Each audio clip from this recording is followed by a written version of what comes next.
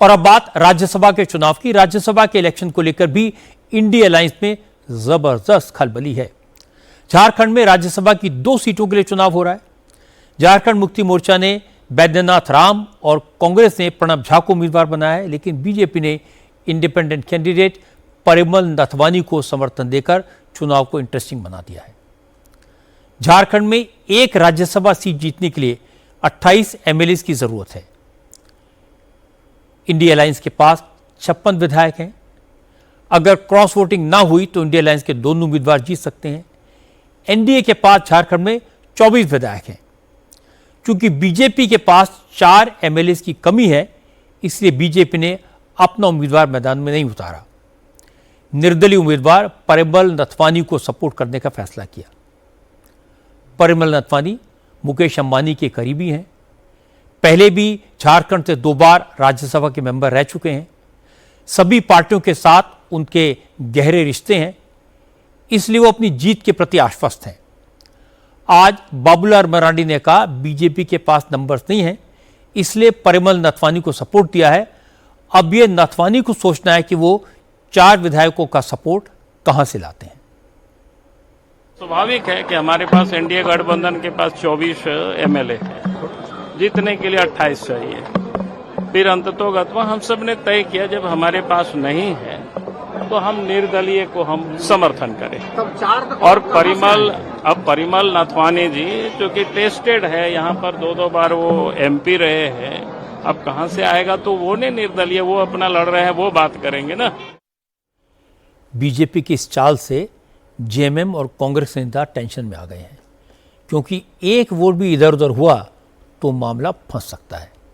इसलिए अब कांग्रेस और जेएमएम के विधायकों को तेलंगाना भेजने पर विचार हो रहा है, क्योंकि तेलंगाना में कांग्रेस की सरकार है। झारखंड के हेल्थ मिनिस्टर इरफान अंसारी ने कहा बीजेपी पैसों के दम पर चुनाव जीतना चाहती है, लेकिन इंडिया अलायंस झारखंड में ऐसा नहीं होने देगा। अभी पहले झारखंड को बचाना है। आप देख रहे हैं कि धन पशु आ गया है यहाँ पर, अदानी, अंबानी और नाथवानी। भाजपा ने ये साबित कर दिया कि वो जनता का जनादेश, जनता का सम्मान, नेता का सम्मान नहीं, इनके पास पैसा ही सब कुछ है। आज भाजपा के नेता नथवानी, जिसको भाजपा धन पशु कहती थी, आज उसके पीछे घूम रही है। नेताओं की मंडली उनके पीछे चल रही है। तो ये तो ठीक परंपरा नहीं है। झारखंड को शमशान अगर भाजपा करेगी तो हमें हट होगा। ये लोग क्या कर रहे हैं? बाजार लगा रहे हैं, बोली लगाएंगे विधायकों का। Is it possible? क्या मैं इसे विश्वास करूंगा? क्या टॉयलेट में करूंगा? क्या ये क्या दिखाना चाह रहे हैं? मैं काफी हर्ट हुआ हूं मैं, और मैं कहना चाहता हूं कि भाजपा बंद करे ये खेल। This is not fair. आपके पास अगर कैंडिडेट नहीं था तो आपके पास संख्या बल भी नहीं है, तो you should stay in home. Why you are fighting? ये पिछलग्गुआ बनेगा क्या? इरफान अंसारी की बातों से उनका गुस्सा देख तो लग रहा है कि उन्होंने हार मान ली। उन्हें लगता है कि नथवानी जीत ही जाएंगे। झारखंड की तरह मध्य प्रदेश में भी कांग्रेस में खलबली है। यहां भी बीजेपी ने तीसरा उम्मीदवार मैदान में उतारकर चुनाव को इंटरेस्टिंग बना दिया। मध्य प्रदेश में राज्यसभा की 3 सीटों के लिए इलेक्शन होना है। विधानसभा के नंबर के हिसाब से बीजेपी के 2 और कांग्रेस के 1 कैंडिडेट की जीत तय है। बीजेपी की तरफ से तरुण चुग और रजनीश अग्रवाल, और कांग्रेस की तरफ से मीनाक्षी नटराजन नॉमिनेशन फाइल कर चुके हैं।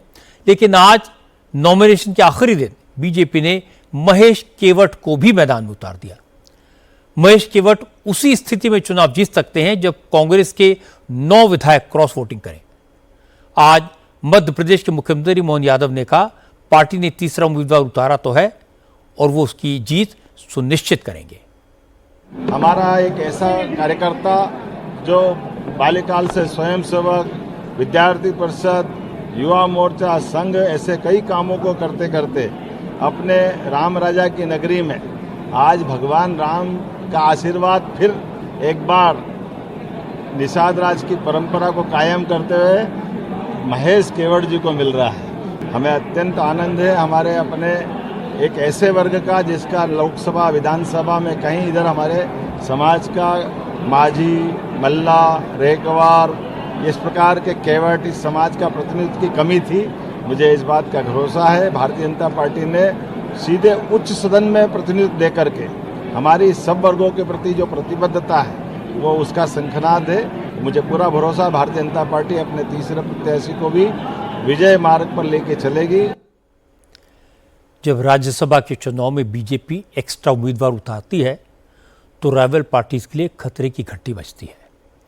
पिछले कुछ वर्षों का इतिहास तो यही बताता है कि मोदी का कैंडिडेट किसी न किसी तरह जीत ही जाता है।